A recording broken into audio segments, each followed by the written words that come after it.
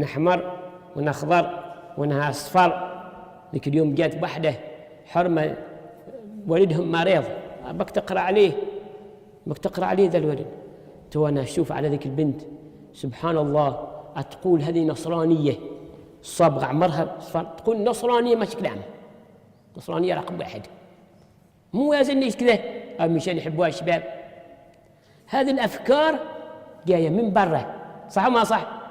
يقولون حرروا المرأة معنى استخدموها وتمتعوا بها ولعبوا بها، خلاص هذا معنى حررها. أما الإسلام يقول لا، تحرير المرأة يدبها ويخليها مركز ديني، صح ما صح؟ تخرج الجيل الصالح بناء المستقبل، مصانة جوهرة، ما حد كل يلعبها وما حد كل يضحك عليها، أصبحت لعبة